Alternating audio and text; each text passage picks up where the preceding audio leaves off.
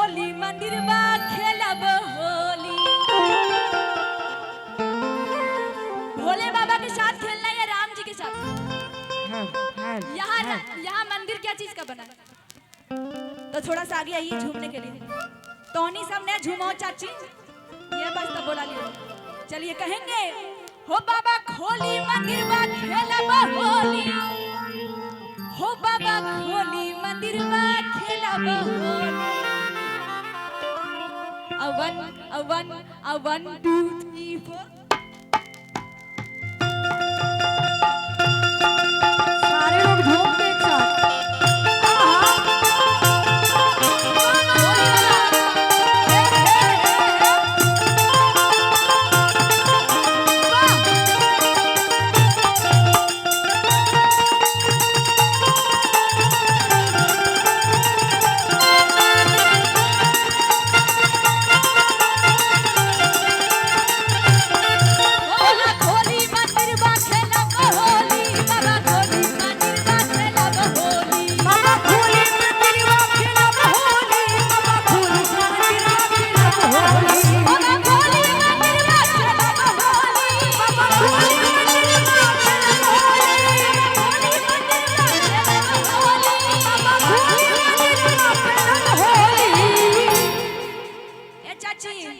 होली कैसा पर्व होता है?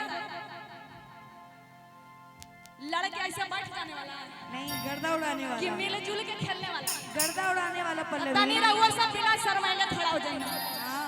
खड़ा हो जाइए भाभी सभी लोग। अरे बैठ के क्या कीजिएगा, पूरा जीवन बैठना है। मरने के बाद तो डाइट सीट जाना है। ओकर बाद सांस कहां गया कोई ठिकाने नहीं। ठेठर है।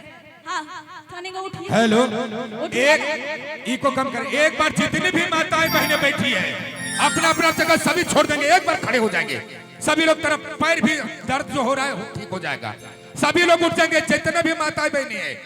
देखिए भाई का बात ज्यादा मानती है इन लोग, सीरियसली बोलते हैं। आज देखिए सभी लोग उठ जाएंगे। ए मैया, ए चाची, ए दीदी, तनी उठा ना बापा, उठा है करनी नियर करो थी बापा। सुनिए, आज हम लोग होली खेलेंगे और कैसे खेलेंगे? अपने भोला बाबा के साथ, पूरे भोले बाबा की फैमिली के साथ। हाँ, कह रहे हैं कैसे? हो बाबा खोली मंदिर बा खेलब होली, बाबा खोली मंदिर बा खेलब होली, खोली मंदिर बा खेलब होली, बाबा खोली मंदिर बा खेलब होली, खोली मंदिर बा खेलब होली, मंदिर बा